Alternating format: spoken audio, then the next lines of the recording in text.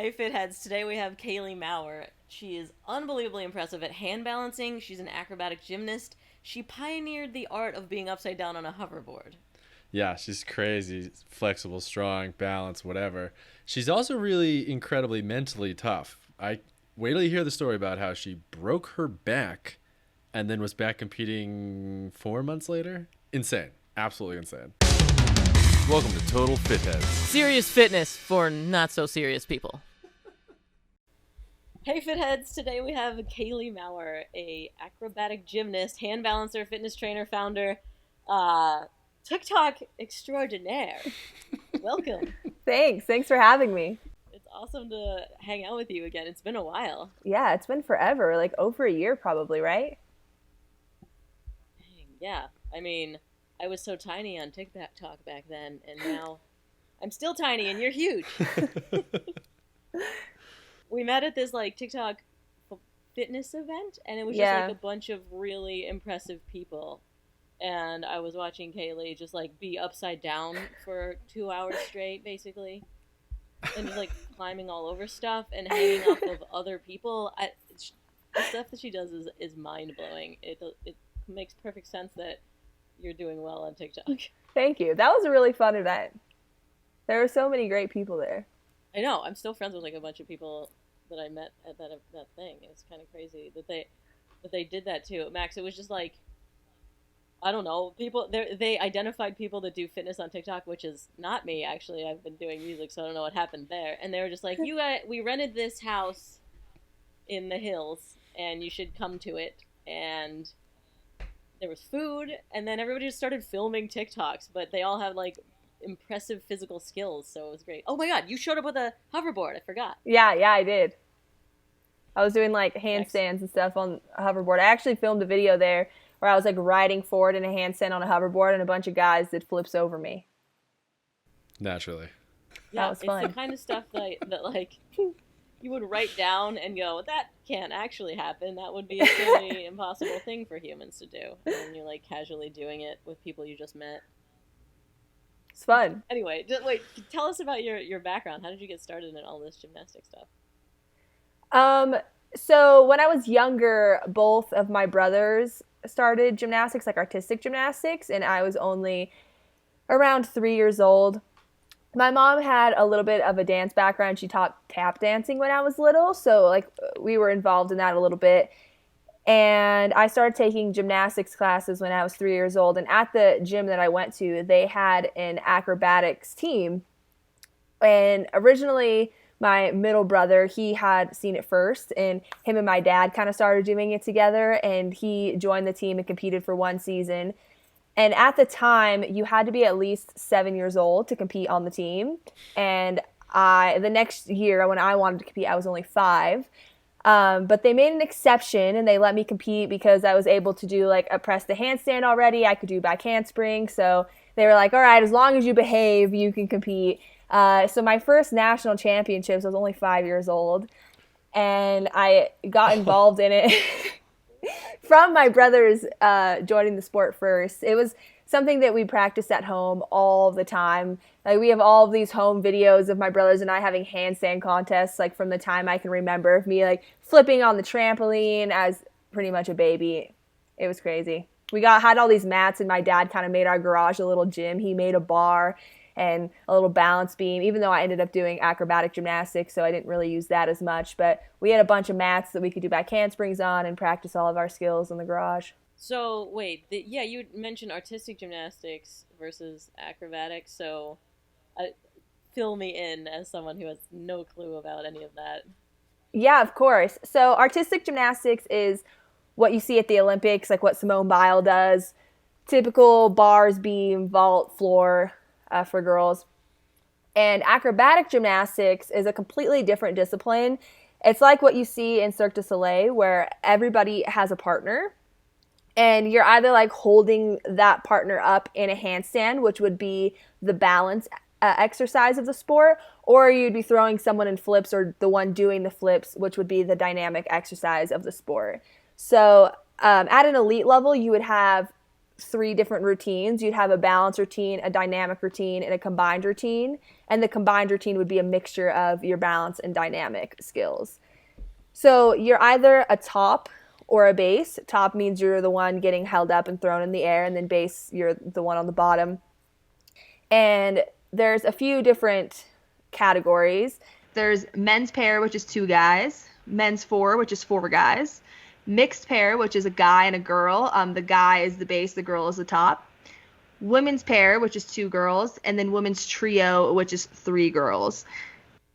So you compete in one of those categories, depending on, and then you compete at different levels and stuff like that as well. What's your favorite, the dynamic or the holding part? Personally, I've always loved balance. I found a love for hand balancing at a very young age. Not all people in acrobatics practice handstands necessarily as much as I do. Like, not everyone can just hold a one arm like on anything on their own. And that's just because it's not something in our sport. A lot of the time when you're doing a handstand on someone else, the person on the bottom is actually supposed to be the one balancing you. You're just supposed to stay super tight like a statue and grip tight, and then the person on the bottom does the balancing. So for someone to be able to hand balance, it's almost a completely separate thing because you have to learn how to balance on your own. And it's actually hard for me now because if I do acrobatics, when I've been practicing a lot of hand balancing, I have to almost separate my mind and be like, Kailey, don't balance. Because you would think it's similar, but your brain and the way your body is balancing is completely different. Because if you're on someone, the base is doing it. If you're just on the ground, you're doing everything yourself. So That's even crazy. though... So if you're balancing while they're balancing, then you both just get screwed up. Right. There's too much going on. You can't balance at the same time. You'll pretty much knock yourself down. There is some countries that train where... the flyer, like the top, does the balancing, but it's pretty rare.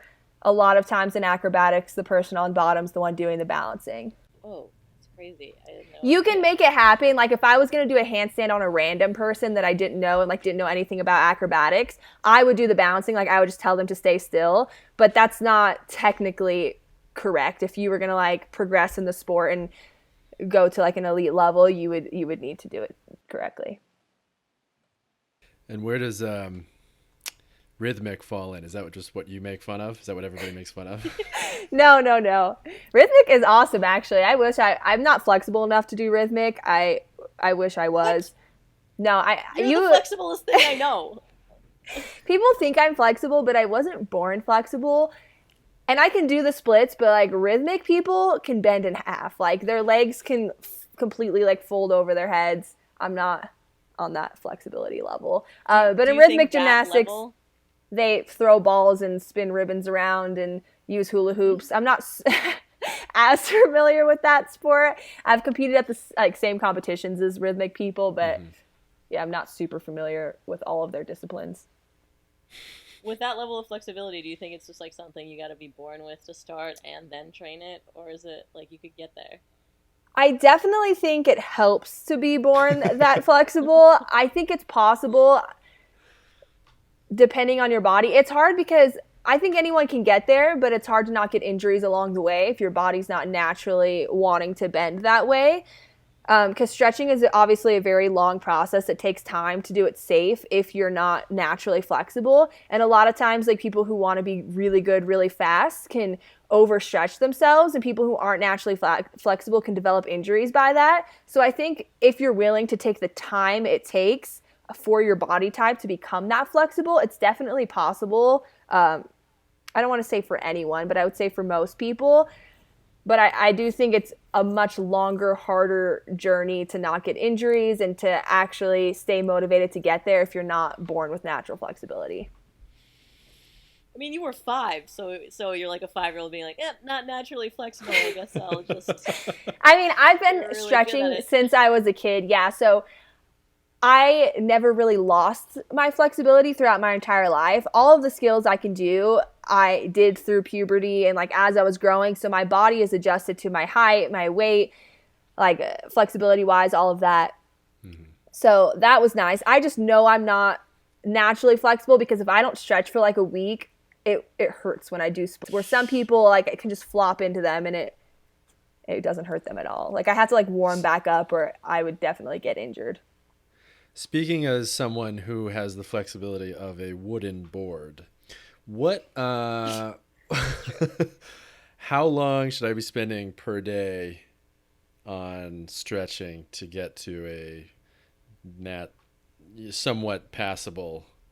He means touch his if I don't want to toes. hurt myself. If I want to touch my toes. How long per day and how many years is it going to take?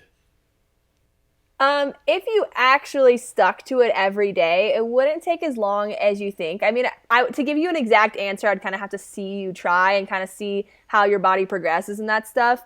A lot of people training, especially as a coach, I get this question a lot, not to go off subject a little bit, but people will ask, how long does it take to learn something? And that's not really a question you can directly answer to someone if you've never worked with them, because everybody's different. Everybody's body learns differently. Like maybe you're stiff as a board now, but maybe your body adapts to stuff really quickly, or maybe it doesn't. So an exact timeline on that is a little bit hard to answer, but I would definitely recommend holding whatever position you want to accomplish for at least a minute 3 times a day.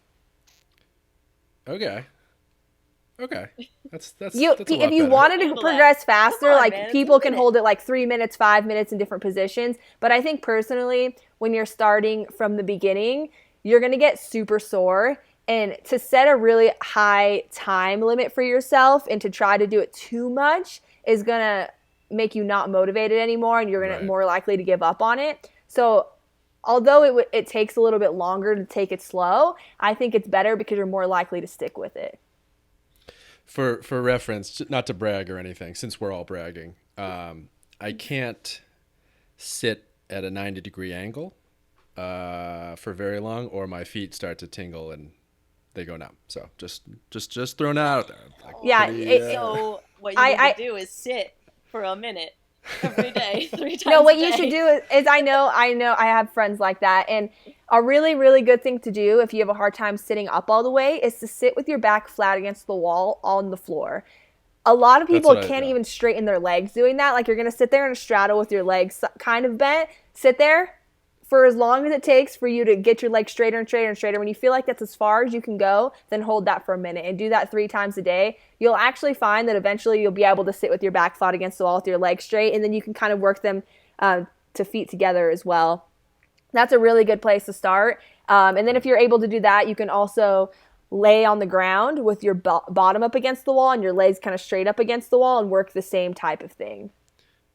Excellent. That way you're a little more relaxed while you're doing it. Without a wall behind you, or if you're sitting in a chair or something like that, it's a little bit more uncomfortable, and you want to be able to fully relax in your stretch so that your muscles can sit there and be able to stretch out.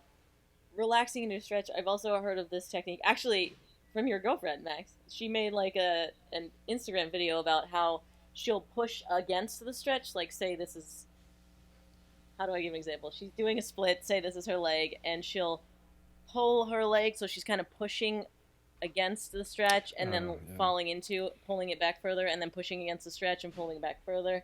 Yeah, so a lot of people will do resistance, like they'll tighten their muscles, and then that way when you relax even more. And since you were resisting it, your muscle will get looser, and then it will be able to open more when you relax. So you resist first, and then you relax. Got it. So that's like a technique you've also used? Yeah, definitely. Okay. Yeah, because I do stretch every night, and it's, a split on each side for a minute. But I'm just like, don't know if I just be like sitting there. That's more the way I stretch as well. Really? Yeah, but both work. Like the resisting thing is not bad in any way. I just find it more beneficial for me if I'm sitting there relaxing, because I'm more likely to sit in the stretch. It's more of like a hassle for me if I'm sitting there like trying to resist and then relaxing. I just get bored of it, and then I want to get up. So I find that if I am stretching while doing something, like you said, like watching TV or doing something like that, it's a lot more motivating. Or I like watching sometimes stretching with other people is great. Going back to the fact that you started at 5.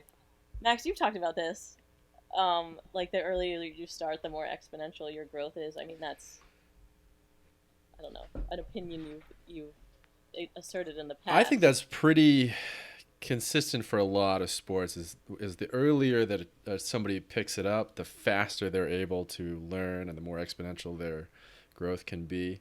But not all sports. Like, for example, you can't really start basketball when you're 2 because the basket's too big. But especially for physical body sports, like a lot of like gymnastics and swimming and stuff like that, the earlier you start, the better. And also on the back end, you don't see a lot of 40-year-old dancers or 50-year-old gymnasts, or you know what I mean. So it's sort of the lifespan of that athlete, I think, has shifted a little bit.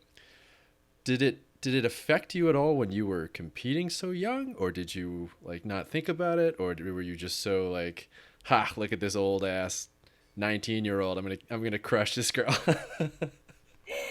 I honestly loved competing so much. I never really thought too much about my age. Mm-hmm. Obviously, starting at 5 years old, I did start like not in an elite level, obviously. I was level 7 when I started, and the people I was competing against, like their tops were like 9. So I was much, much younger than them, but I was super competitive from a young age, and I'm the youngest out of like all boy cousins on my mom's side, and we always were playing sports together and playing games together. Like, we're super competitive family. So it was not really abnormal for me to be the young one doing it. Like, they never cut me a break in competitions. If we did a handstand contest at our house, like, my brothers are 4.5 and 7 years older than me, and there was gonna be no slack. No like, mercy. If I lost, I lost. Like, if there was no walking, if I took a baby step, it did not matter that I was 5 years old. I lost. So it wasn't super unusual for me to be the young one of the group, even in the competitive world. Did you get a feeling about competing? Did you prefer? I mean, it's kind of hard to say because you were always sort of part of a team, but sports like that, it's a lot of like individual and as part of a team.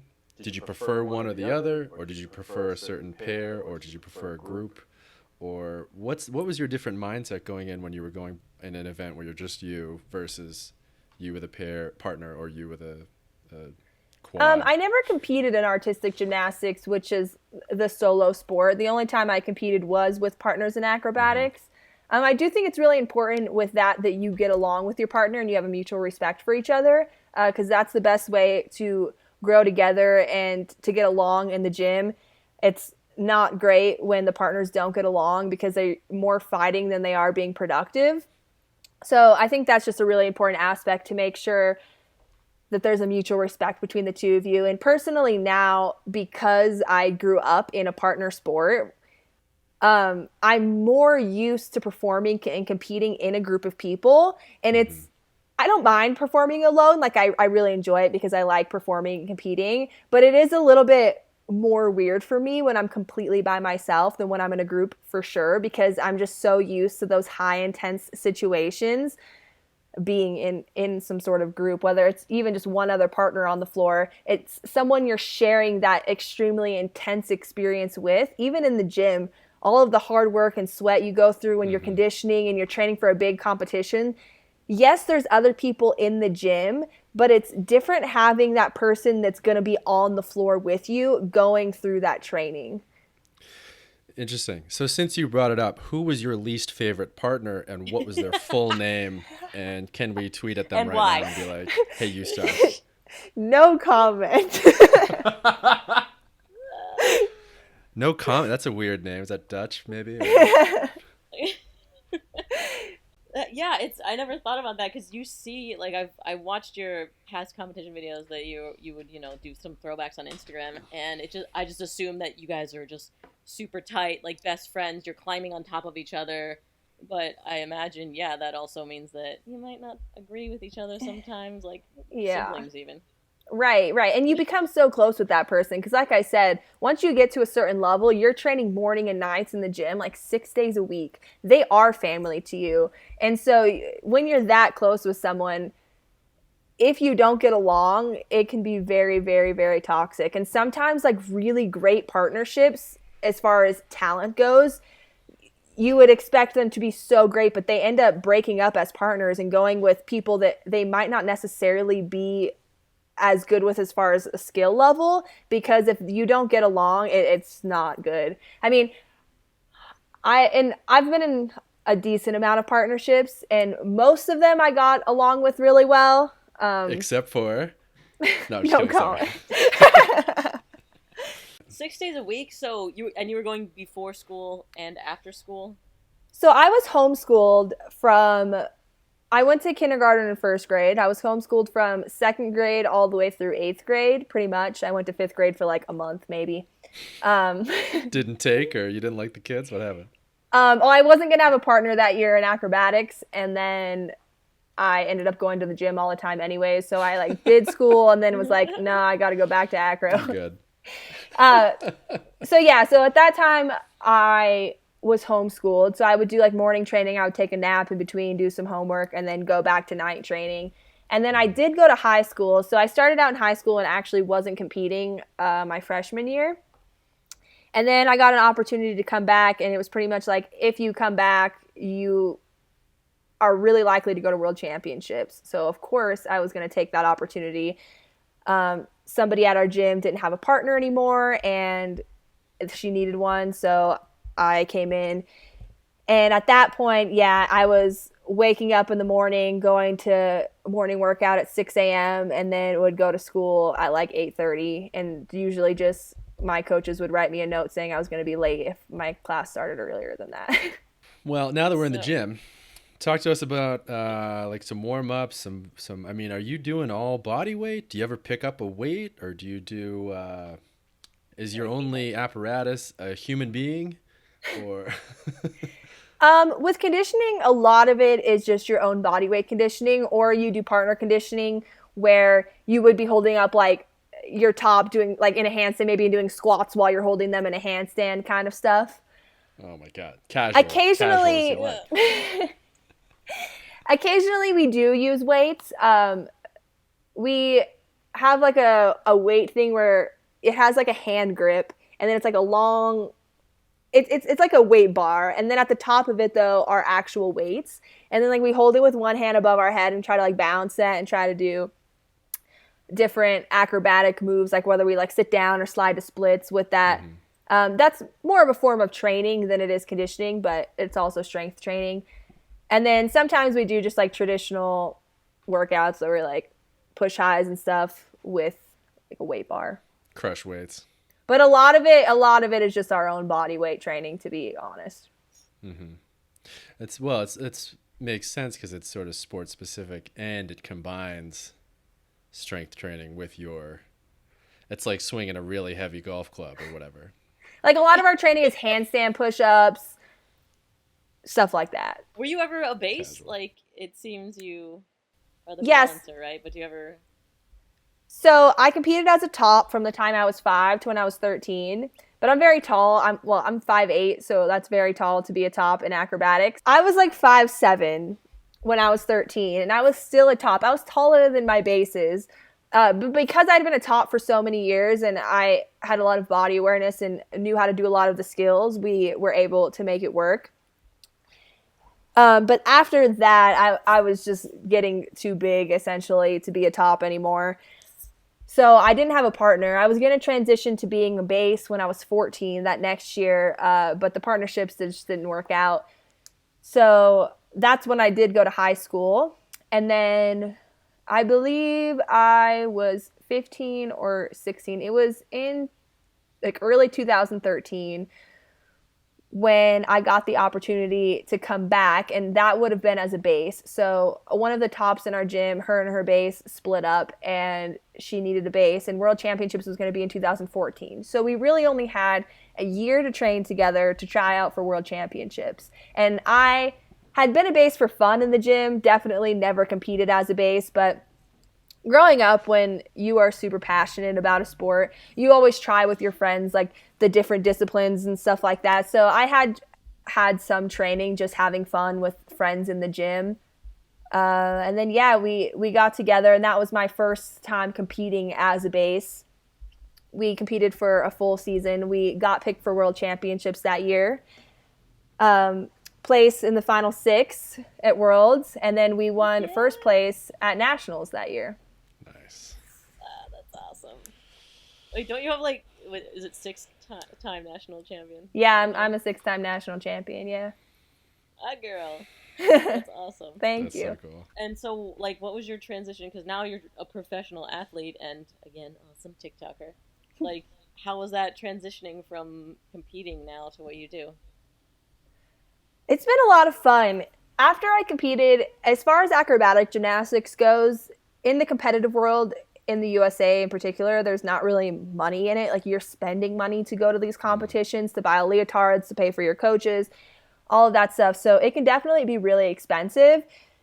I was 17 when I went to World Championships and like turning 18 later that year. So it was kind of like, do I want to stick around another 2 years to try to go to World Championships again? Or do I want to take everything I've learned my entire life and put it into some sort of career?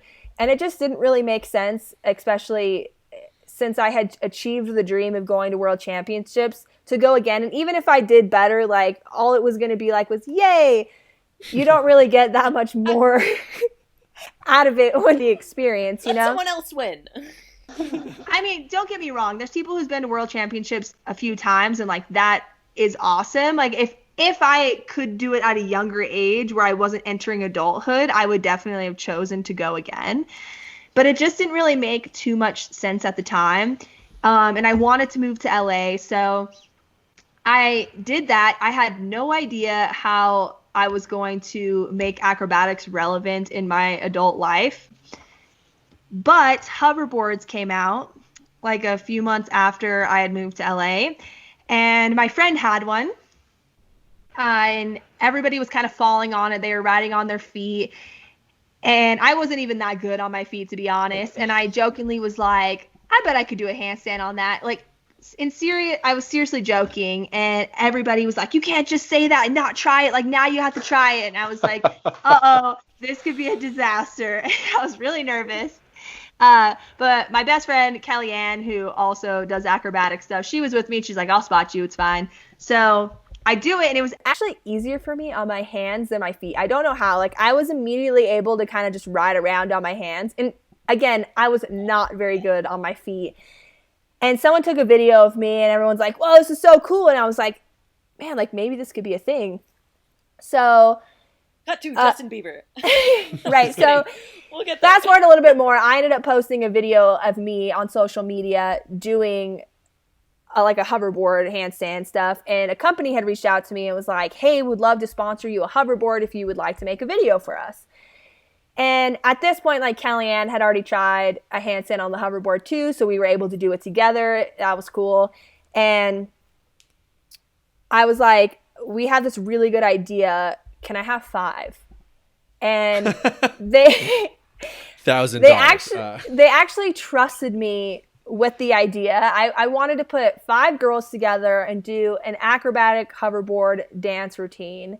I was like, this is going to be awesome. We weren't really that popular on social media at the time. Like, we hadn't really performed. I mean, we had performed in our childhood ages, but had no really like performance name for ourselves in LA at all.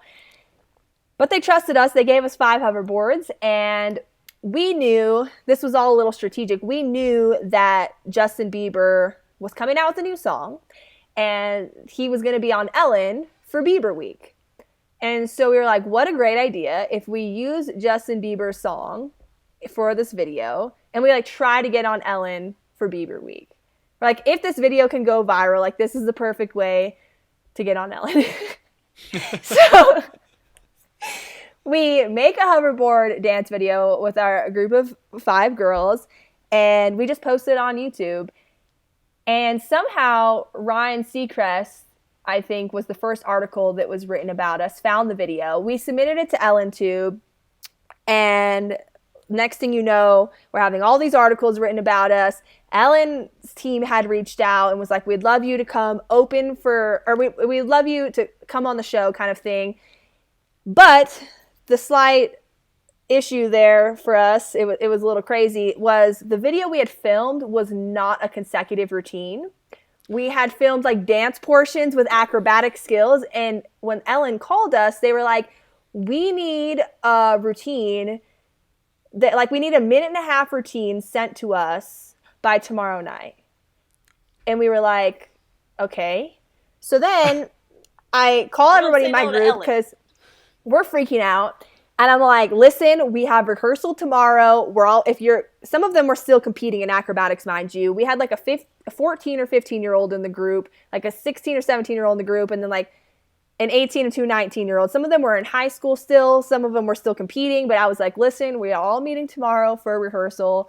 We had like a 10-hour-long rehearsal straight trying to fix up what we had created and put it into a routine. We had a choreographer, Raven. She's super talented and awesome. Helped us fix up the whole thing. And yeah, so after that 10-hour rehearsal, we had to submit a video. I'm telling you, we made the routine one time, and that was for the video, right? Because we had been rehearsing all day. It was a super hard routine we had never done, really. It looked like we had done it from the video, but that is not how videos are shot if you've ever been in production. So, and some of the girls in our group had only been on hoverboards for like a week before we filmed this video because we wanted to time it with this Justin Bieber song. So it was like they didn't have time to practice. We had to just go. Kellyanne and I were teaching them everything, and we were like, we have to just get this done. But anyways, we submit all this stuff to Ellen. They say like, thank you so much for submitting this. We'll let you know, right? So we're expecting like we'd have at least like a week or two to prepare if they wanted us on the show. Well, the next morning, I wake up at like 7 a.m. to a phone call just saying like, hey, just wanted to let you know, like we received your stuff. We really like it. We're really considering having you on the show, but we'll let you know. They kind of said the same thing again, but over the phone. Cool. Mm-hmm. At 9 a.m., I receive another call saying, hey, can you be at Warner Brothers in an hour? And I'm like, what? So I frantically, one girl, she's in Riverside, California, which is like 70 miles from LA. I frantically am calling her parents being like, can you go pick her up from high school and bring her to LA? And I'm like talking to Ellen's people being like, one of the girls is going to be a little late because she's an hour and a half away. Her dad like zooms her over to LA. We all meet at Warner Brothers. Don't even know what we're doing at this point. And it turns out we were opening for a live Justin Bieber concert on Ellen. Mind you, we had only made this routine once the night before. Oh and we could not rehearse the whole routine all the way through because one of the girls driving from high school is going to miss the onstage rehearsal because she can't be there on time. Right. So we're a little nervous, but luckily, all 5 of us have been to world championships in acrobatics. So we are all very used to very high pressure situations, like competing. This is like a little side story, but one time I was at an international meet in Russia and our translator read the schedule wrong. So when we showed up to compete at the competition, I was like, they're supposed to be after us when we walked in. And so they moved us to the next slot. And we were not allowed to warm up any of our skills because we didn't have time. We changed into our leotards like as fast as we could and just competed without warming up anything. And that was at an elite level in an international competition. So a lot of us have been through really, really, really high, intense situations. So needless to say, we did fine. We made everything in our performance and it went great. But it was really, really, really stressful. How? That, like, you were set up for impossible odds. Yeah. Yeah, and we had to just keep assuring everyone. Everyone's like, do you feel ready? I'm like, we're fine. This is good. We're going to be fine. We're like, we're good. That's the best endorsement for high-level competition I can possibly imagine. Yeah. It's very, very fortunate that all of us were not, we didn't just happen to be good at acrobatics, but we have competed at such a high level because I do think there's a difference of being really good at something, but also knowing what it's like to deal with those stressful, intense situations, because you can't crack under pressure when you're in those situations. And if you've never been in them before, it is very, very, very intimidating. So it was really, really fortunate that all of us were pretty used to that. So the performance went great. Then what happens? It went really well. Actually, like a week. You just glazed over that too, and you're like, yeah, everything was fine. What? Like, you actually nailed it. Yeah, no, it was awesome. You could watch it online. And then a week after that, they called us again and wanted us to come on the main show during their 12 Days of Christmas. So we actually performed on Ellen twice. We opened for Justin Bieber and then came back and performed on the main stage. But that one we were much more prepared for. Yeah, that one's a walk in the park. I mean, that's a breeze at this point. Yeah, exactly. That was nothing compared to the first time. They didn't want to light the hoverboards on fire or anything, or Right. and then we'll throw snakes on you, or and then we'll throw knives in your, you know what I mean? That's so stressful. Oh my god. Yeah, it was intense. Probably like one of the most nervous I have ever been. Because I'm about to be on national television, and the hard thing about hoverboards as well is that it's not just a typical performance, because you're not only relying on you, you're relying on a machine. And machines, they glitch. They do. And so you don't know if the hoverboard's going to randomly just start like shaking and freaking out while you're on stage. So, like, you're not even nervous you were going to mess up. You're nervous, like, if the machine messes up and starts, vibrating and rolling off the stage in front of this whole entire audience. Like, what am I going to do? Like, do I chase after it? Do I just stand there? All these thoughts go through your head. But luckily, none of that. We've performed lots and lots of times on hoverboards now, and it's always been under control. Obviously, now that we have more experience with them and more rehearsals, we're always ready to go. But definitely in the beginning, it was a little sketch. Can you tell me about your worst hoverboard fall? Yeah, so there's two. One looks like a worse fall. The other one was a very serious injury. So I'll tell you the one that was the worst fall first. I was holding Kellyanne up in a handstand, like she was in a handstand on my hands on the hoverboard, and the hoverboard kind of like glitched, like as she jumped, it kind of like glitched out from underneath me. And usually in acrobatics, like if somebody's falling forward in a handstand, like you flip them over and like pull them up, so they do like almost a front flip and then land on their butt or their feet. That's how you would save that.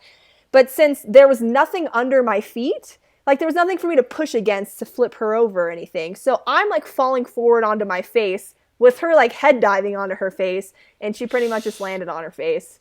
It's really bad. Yeah.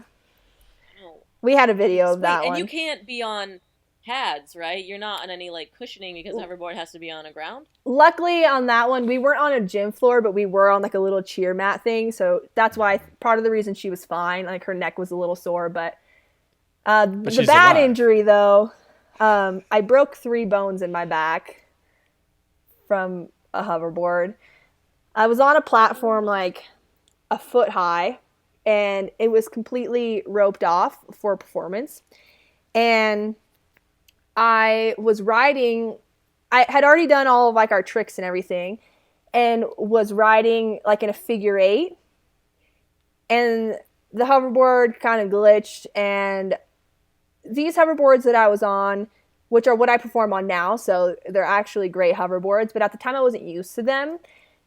And the first hoverboards we were on, they were kind of weight censored, so if you jumped off of them and you got majority of your weight off of it, the hoverboard would turn off, so you kind of had something like push off of, you know? But these were auto-balanced, and they're more kind of touch censored, so you only need like a finger pressure worth of weight for it to be moving and staying level. Mm-hmm. So when the hoverboard glitched a little bit in my figure 8, I went to jump off of it, but really what happened was when you jump, you point your toes, so it was just flinging forward, and I couldn't actually get my weight off of it, and it like pretty much just flung me off the stage, which would have been fine. I would have landed on some grass on my bottom probably, but since it was roped off, I landed halfway on and halfway off of it. Like it flung me into the rope, and I crashed on it. Oh my god. And so you landed on your I ended up breaking 3 ribs? bones in my back. And that was the worst injury I've ever had in my life. Wait, say that again? We glitched you for a second. I broke 3 bones in my back, and that was by far the worst injury I've ever had. So did you land on your rib or your back, or how did you? So from gymnastics, you're always taught don't put your hands behind you when you fall, which in hindsight may have been better, because I think I would have rather broken my arm than my back. But But I still understand why they say that, and it's definitely, you definitely shouldn't put your hands behind you. But I tried to roll over to my stomach because catching yourself like on your stomach with your hands is more fine. But I obviously did not have the time to do that, and I tried to roll, and so I landed kind of like on the left side of my back, and yeah, just like it was like when I hit the ground. Jeez. And I was actually really, really dumb because I immediately got up out of like embarrassment. There wasn't like a bunch of people. There was maybe like 7 people around, but I was still really embarrassed. And I picked up the hoverboard. I like put it back on the platform, and everyone's like, do not get back on it. And I was like, could barely breathe. And my best friend Kellyanne, like who has been always performing with me, it was just her and I. And she was like, you're not okay, huh? And I'm like, no. And like, I have a really high pain tolerance, and I'm really good with just like eating that kind of stuff. But she could read it on my face that I was not fine. I was like, let me just go sit down for a little bit. Like, I'm going to be fine. I laid down in first aid. They transported me to like this doctor that was near the site we were by. And he thought that I was upset or in pain because I had scratches on my back. And I was like, what are you talking about? I don't feel this Neosporin or alcohol that you're putting on my back. Like, my back hurts. And he actually suggested I try to walk it off. And I was like, absolutely not. So they ended up taking me to the hospital where they did an MRI and realized that I broke 3 bones in my back. And I was in Chicago, so I was not in California and had no family with me at the time I broke it. So it was crazy.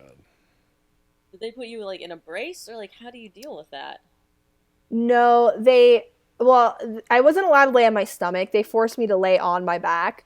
And luckily in Chicago, they have like one of the #1 back hospitals. Like, I guess if you had a really serious back injury, like Chicago's the best place to be, which is cool. So they transported me to that hospital, wherever that was. I don't even know because I was so out of it the whole time I was in Chicago. I don't really know where I was, but, and then I had a flight like 2 days from then, which obviously I didn't get on. And I pretty much just laid in a bed and couldn't move for an entire week there under a bunch of different drugs trying to make me feel better. And they had to run a bunch of tests on me and stuff. But what was horrible is I actually had to get up and like walk to go to the bathroom. So every time I went to sit up, and like I would have one of the nurses, and my mom ended up flying in like 2 days after I broke it and staying with me through that week because it was crazy. But either my mom or one of the nurses would like have to grab my hand and help me sit up, because if I use any of the muscles in my back, the ones that I broke are what the muscles in your back connect to.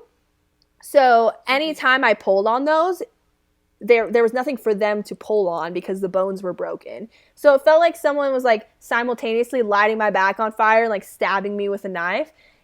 And it was absolutely horrible. How long was your recovery?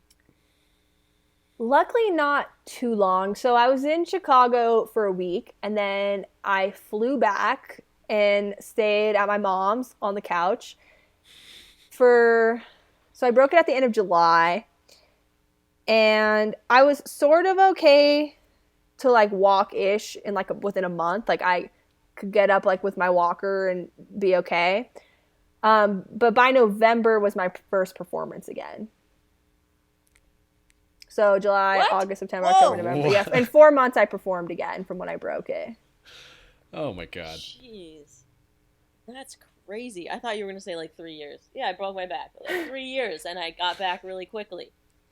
I'm honestly super, super, super fortunate with how great the recovery went, because I remember when I first was told I broke my back, I was thinking like, what does that mean? Because all of this is my entire life. Like, job like stuff aside, it's my passion, what I love to do. Like, it's my everything. I do handstands every day for fun. So like, even like the thought of having that all taken away from me it was a crazy experience. And I honestly am so, so, so grateful that it happened, because it put a lot of things in my life into perspective when that happened. Because when you go through something like that and you are not quite sure if everything you love is going to be taken away from you, and also you have just so much time to sit with yourself, you learn a lot about yourself and what you're actually passionate about and about your life and the things you care about. So it was a really, really, really cool learning experience. And That's a great I way say to this look at because it. I recovered fine. Like, I'm glad that I went through it. Yeah.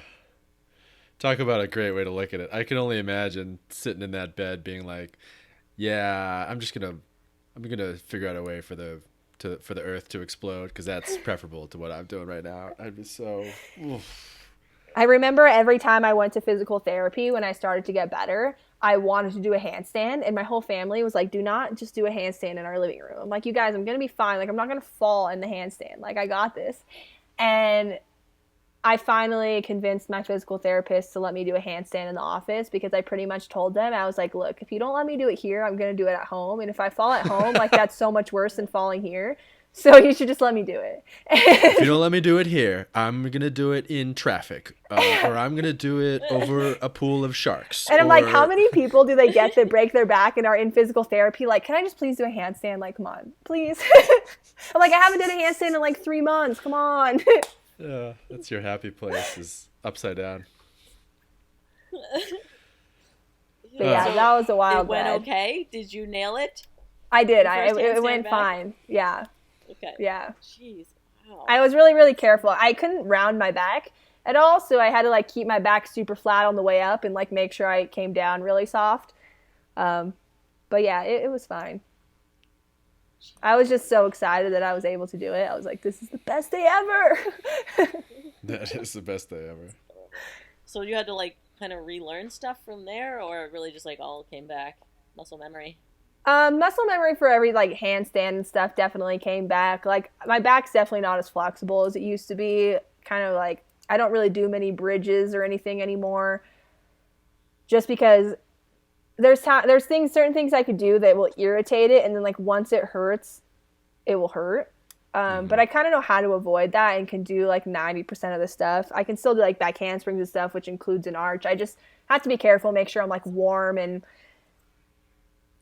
don't do too much of anything that's direct, like that makes a super big arch in my back. But for the most part, like it had nothing to do with like me not knowing how to do it. It was more just trying to be safe with my back. All right, let's talk about something nicer. I'm like so freaked out now. So how do you teach someone to do a handstand? It depends on what level you're starting out with. A lot of the times we start up against the wall. I really like this drill. It always sounds super silly when I tell people to do this, because they're like, that's it. But one of my favorite ones is honestly just standing against the wall. Like, try to put your feet together with your leg. You don't have to do it now, obviously, but try to put your feet together with your legs straight, like standing against the wall, and make your back completely flat against the wall. Like, stick your hand behind it. Make sure you can't stick your hand through, and then slowly raise your arms up by your ears. It's so much harder than you would expect. And like a lot of people don't have the shoulder flexibility to even get their arms all the way up with their back flat against the wall. And if you're like unable to do that, it makes handstands so much harder, because everything you're doing in that drill that's just standing are the same muscles you're going to be using when you're upside down. So a lot of people want to just like cut to the chase and just like kick to handstand, which is fine, because there's a lot of things that are beneficial to that, like balancing and stuff. And of course, in all of my lessons, we do handstands. But it's really important to do those small drills like that to make sure you're building the right muscles to set up a good foundation for your handstand. Because the last thing you want to do is learn something with incorrect technique. Because a lot of times if that happens, even if you can hold your handstand, if your eventual goal is like a one arm or doing handstand transitions and you learn a handstand with incorrect technique, you almost have to work backwards to relearn your handstand before you can move on. Because you can do a banana backed handstand, but doing a banana backed one arm is way harder than just doing a one arm correctly. So you want to make sure that you start with a good foundation so that down the line you don't have to relearn stuff. So a lot of times with beginners, that's what we focus on. We do a lot of drills, a lot of kick-up drills, making sure that they're in the right position. They're strong enough to be doing everything. Handstands against the wall to perfect the technique. And then obviously, if it's in person, then I'll spot them on more difficult things that they want to progress to. Have you ever watched the CrossFit games or like seen people do like handstand walks in CrossFit? Right. Well, okay. So it's a type of workout movement, and they make people like basically walk for a set amount of meters, and that's like, you know, like 1 rep or something. But every time I see, like, it's pretty common for even like elite CrossFitters to have terrible form when they're doing this, like that banana back you're talking about, and they flop their feet over, and but they have like these giant shoulders, and they're just like muscling through it. But the point of this competition is to like do it as efficiently as possible. Like, would they be better off training with you and being like perfectly straight up as they're doing that? Well, a lot of the times it's easier for people to balance, and well, in general, it's easier to balance the shorter you are in the position. So a lot of times you'll see people do like double stag. Like, have you seen like them bend their legs like that? That's a really easy one to balance. Or even them putting their legs over their heads, a little bit easier to balance than a straight feet together handstand. But if you're able to do the correct technique in a straight feet together handstand, you're using a lot less energy because you're staying completely stacked on your body.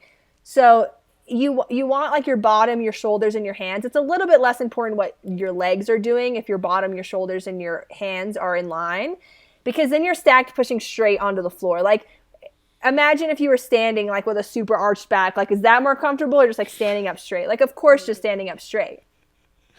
So it's the same type of thing. But I think with them, because they're bodybuilders and stuff, with handstands, they're muscles you don't necessarily use all the time in your regular life. Like the example I was giving of standing up against the wall, I would be surprised, as strong as those people are, if they would be able to just do that on the first try. And maybe that's due to lack of flexibility, or just like the micro muscles that it uses to do that, because you don't use that in everyday life. So yeah, I definitely think that it would be beneficial for them to have some sort of handstand coach in that sort of situation. Because if they could be as strong as they are and then do a position that uses less energy, that would make them much more unstoppable. It's like yeah, it's like swimming, or it's like those weird sports, or you get sore in like your mid lat, or like your forward shoulder, or it's all these weird when I go back to figure skating and like my adductors are in pain, I'm like, oh yeah, I forgot I had those. Right. So sport specific. It's all those random muscles you don't even know you're using. Yeah, I do think that more than anything, gymnastics specifically prepares you to be really good at a lot of other sports. Like, I know kids who did gymnastics, they just have like a better body awareness. They know like how they're moving. They have a sense of balance and that sort of thing. Have you ever had other athletes come to you? Or how would you coach an athlete in another sport using sort of gymnastic training? I think it's just applicable, and I guess this is my pitch for people to try gymnastics. How like football players try ballet, or right. Like swimmers can try different sort of flexibility training or stuff like that. But I think the gymnastics really prepares you for other stuff. Yeah, it definitely helps with body awareness and body control. And again, those specific muscle groups that you're using to do all of the different gymnastics elements would be really beneficial just in sports in general. Mm-hmm. And also for just like being cool at parties and doing a back handspring. Obviously. Party very tricks. Beneficial. Random what's handstands. Your favorite movement? Like, not even for just like showing off, but like, what's your favorite gymnastic thing? I would have to say a one-arm handstand. They're the most fun for me to do. When I was probably like 11 or 12, I decided like I was already able, because I did handstands my whole life, to do handstands on a lot of different types of objects, but I wanted to be able to do one arms on a lot of different kinds of things. So I took it upon myself to train extra hard to like practice one arms on the ground in particular, are a lot harder than having your fingers hang off something. But I would try to do one arms on really wobbly stuff and higher stuff. So now I Other just humans untrained. right. So that's definitely I've been doing handstand, just regular handstands for so long. Like they're so fun for me, but unless I'm on something like really unstable or something new, easy. it's not as exciting. Where I think one arms are probably my favorite go-to trick because it's something I always have to concentrate on. Like I can kick the handstand and not really think at all. If I'm in a one arm, I have to be thinking a little bit. So the little game I play with myself is fun. That's crazy. Is there anything that you're like working on right now, like a new trick or anything? Not like specifically a new trick, but I'm trying to get what I can do like on more things, kind of like I was saying. I bought one of those, I think they're called rollabolas, where like you have that tube wheel thing with the wood thing on top. Yeah. And I've been trying to do stuff on that. So I learned how to do a press like on that, like a stalder. I can like handstand on it pretty well. I attempted a one-arm one time and it was very terrifying and I almost fell off in a disastrous way. But we're getting there. So yeah, like that's kind of like my fun new thing right now. But I always love a new challenge and I always love to try what I already know on things I don't know, I would say is kind of my go-to thing right now. Okay. So is acro yoga like extremely stupid or just like a crappy version of what you do? I honestly, it's really hard to compare, and I always thought it was a little strange, like, because when people say acro, they more think acro yoga because it's a much more popular thing. But to be completely honest, coming from someone in sports acro, I do think acro yoga is really cool. Like, I love watching it. I love doing it.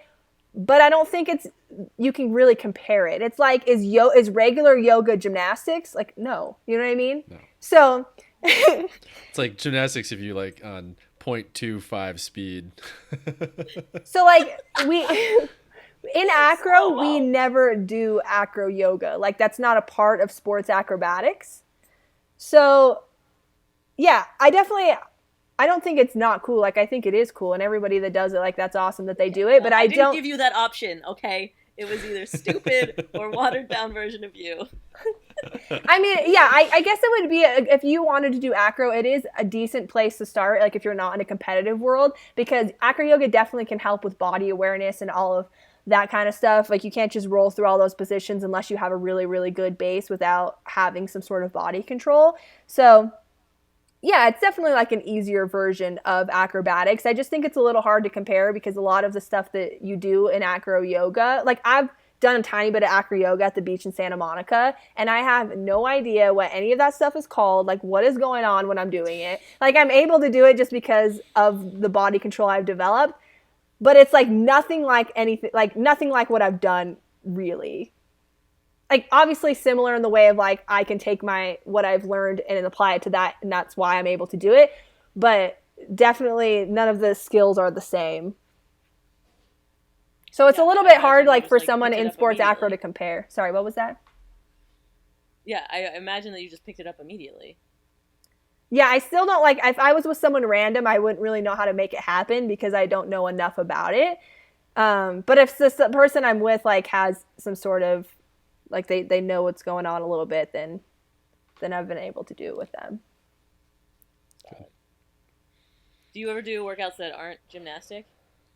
Thump an iron in the gym? I do rock climbing sometimes for fun. Like I have friends that go to rock climbing gyms. Obviously not as much because of like COVID and stuff like that. But I did have a rock climbing gym membership, and I'd go rock climbing sometimes. I like rock climbing outside too. I've done that a few times.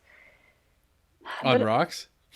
Yeah, well, like you put yourself. I don't really know the names. I'm not really a climber. I do it as a hobby.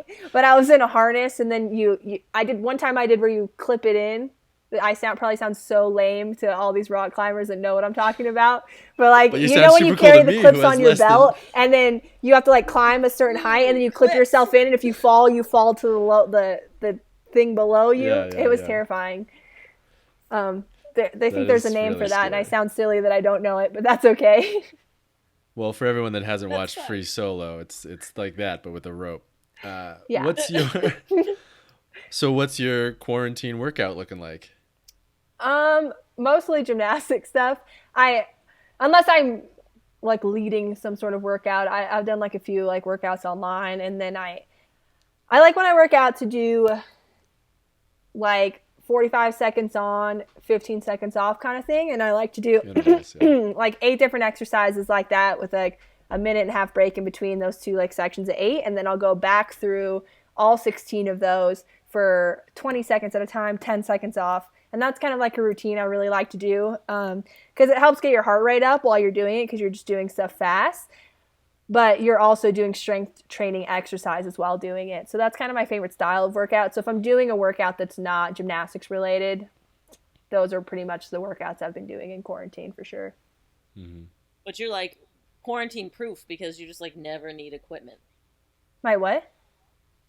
You're quarantine proof. You just never need equipment. All of us dumb people that were lifting weights are like, what do I do now? Oh, yeah. I think that just stems from the fact, like I said, like in acrobatics, we don't use weights that often.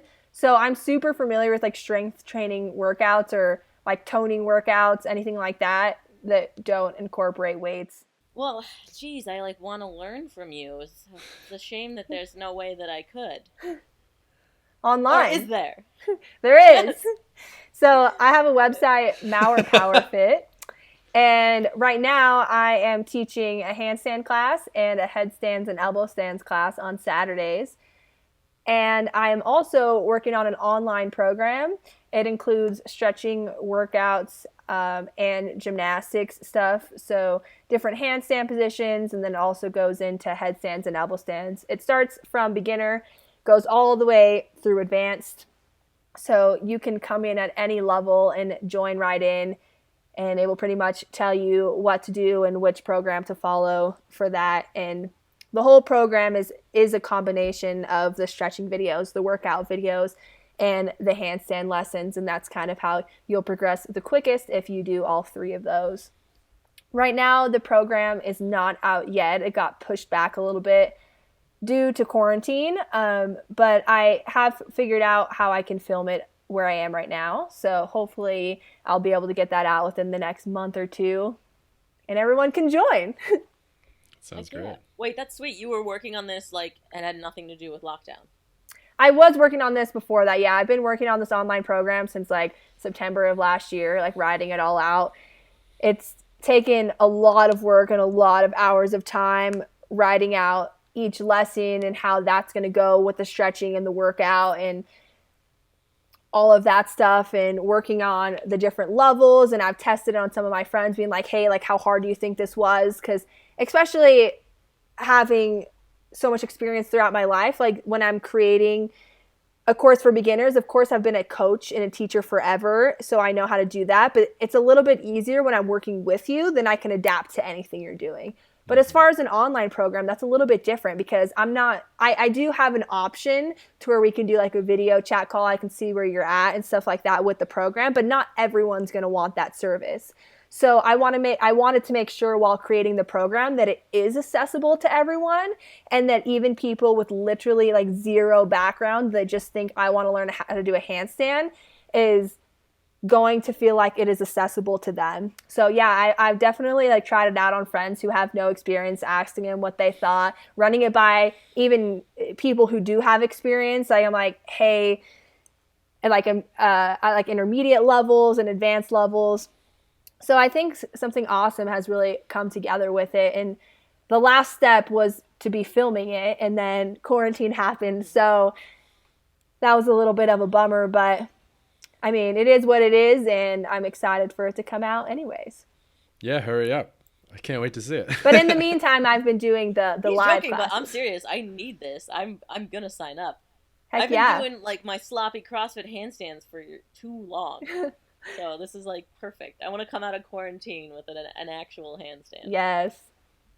That's awesome. Very cool. Well, thank you so much for talking with us. Of course.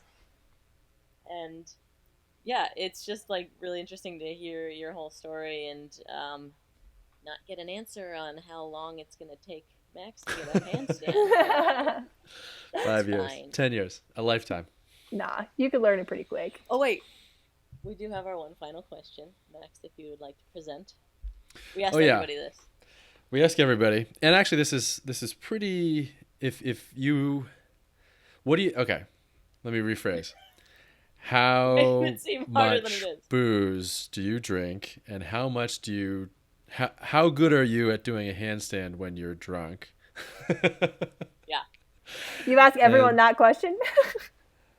Well, we ask a lot of the athletes about booze because it seems kind of funny. And yeah, well, I think for you, maybe we'll start with you. How good are you at a handstand when you're drunk? Very. No way. No hesitation. What? That's so Yeah, funny. no, I mean, handstands are like second nature, so it's like, I mean, this sounds weird. Like, I don't want to, like, it's so hard to, like, say something like this, and I feel like I sound conceited or something, and I don't mean it like that at all. But it's like, for me, like, a regular handstand, like, how hard is it for you to stand when you're drunk? Like, not that Medium. hard, right? Incredibly. Not that hard. Yes, you're right. You're right. Medium So it's to like, not that being hard. in a handstand or standing is about equal to me. Wow. So, like, That's if I awesome. can't do a This is your handstand, thing. I'm probably not standing either. Just put it that way. Oh, wow. That's a really good way to illustrate it. Okay. Have you ever been Wow. around, not necessarily you, but have you ever been around gymnasts who have had a couple of beers and then they start, like, trying to do backflips or back handsprings or anything like that? Do you have any horror stories? Or bragging stories? Honestly, like, any gymnast I know, like, and I'm really close friends with that would do that have competed at a really high level, and it's usually just always been successful. It's more like friends that Love don't it. do gymnastics who think they, like, can do a backflip, and then that's when it's a disaster and they just, like, jump onto their face. And, like, the only reason they had the confidence to do the backflip was because they had some booze in them, and you're like, Yeah. oh no, probably not a good idea. No. But as far as, like, gymnasts go, like, so much of us, like, I mean, so much of it for us is muscle memory. So we don't even have to really think. Like, our body's most likely going to do the right thing or enough of the right thing to where we would be fine with anything like that. Not that I recommend people going and doing flips or handstands if you had alcohol. Like, probably don't. But I do not Probably don't, recommend. but I know I've been to a couple No. parties and with drunk gymnasts, and they're like, watch this, I'll do a backflip off this thing. And I'm like, please don't. Please, please, please. And they just do it like it's no big thing. And I'm like, that was doubly insulting, I suppose. You Yeah, get a I free pass to drink and do gymnastics if you are a 6-time national champion, and that's it. I definitely don't encourage it, but it is possible. Awesome. For some reason, All right, so I where have can- this. what- For some reason, I have this like vision of like a, you know those cop cameras where they show the DUI and the guy's like, all right, well, walk in a straight line. Now I'm envisioning you like, I'm like, doing watch a me handstand walk, walk. into a front flip onto a hoverboard and then just zooming away. You know what I mean? Oh my gosh. They're like, wow, where'd you learn to do that? They're like, shit, was that Kailey? Oh gosh. All right, so where do I sign up to get your classes, and how do the fit heads find you on Instagram and TikTok and all the things? You can find me on Instagram and TikTok at Kailey Maurer. That's KaileyMaurer. My website is Maurer Power Fit, so just my last name, powerfit.com. And you also, if that's too complicated for you to find, then you can find it in my bio on my Instagram and my TikTok.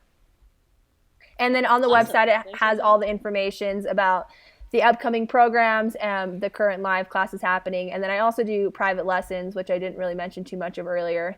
But I also offer private lessons as well. Right now, only online, but if quarantine wasn't there, it would also be in person. And yeah, you can find all of that info on my website as well.